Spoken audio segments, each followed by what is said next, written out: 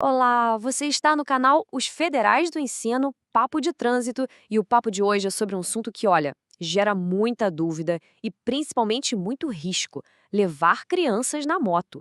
Pode ou não pode? Qual é a idade certa? Vamos desvendar juntos o que a lei de trânsito diz para a gente poder proteger quem a gente mais ama. E aí, essa regra do artigo 244, você conhece bem?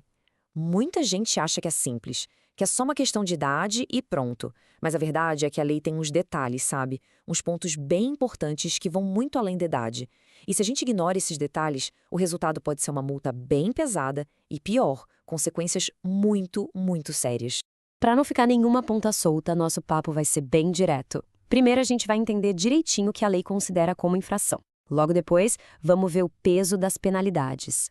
Aí a gente entra nos detalhes de quando o agente de trânsito pode autuar e, para fechar, vamos ver uns exemplos práticos, do dia a dia mesmo, para tudo ficar claro como água. Então vamos lá, direto ao que interessa.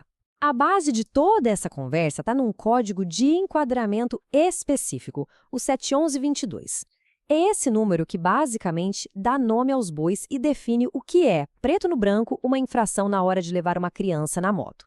E olha só, essa informação não é achismo, não.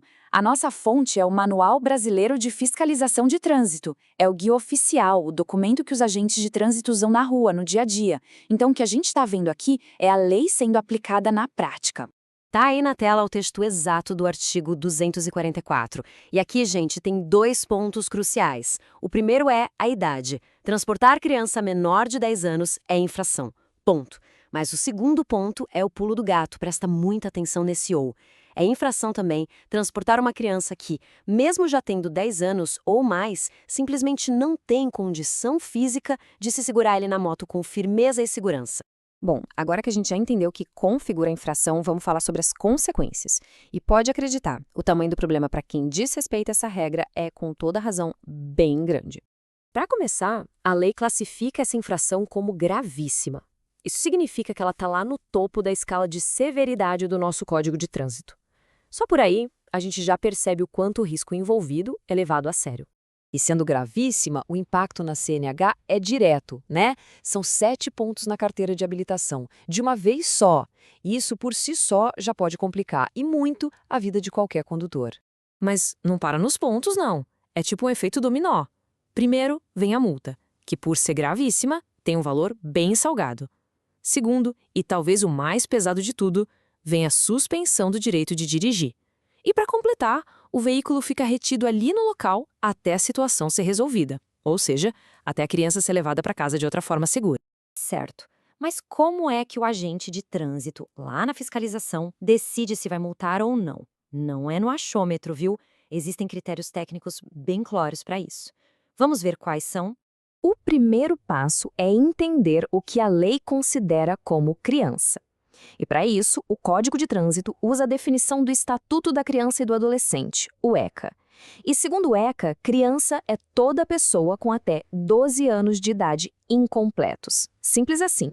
E agora vem um detalhe técnico, mas que faz toda a diferença. Existem dois códigos de infração diferentes. Um deles é para quem transporta uma criança com menos de 10 anos. Já o código que a gente está falando hoje, o 70722, é usado para outra situação, quando a criança já tem 10 anos ou mais, mas visivelmente não tem condição de se segurar. O foco aqui não é a idade, e sim a falta de condição de segurança. Tá, mas vamos ser práticos. O que quer dizer não ter condições de cuidar da própria segurança? Como é que um agente consegue avaliar isso ali no meio do trânsito? O próprio manual de fiscalização ajuda nisso. Ele dá exemplos bem claros. Pensa numa criança com um braço ou uma perna engessada, por exemplo. Ou uma criança que é pequena demais e os pés não alcançam o estribo, ficam balançando, sabe?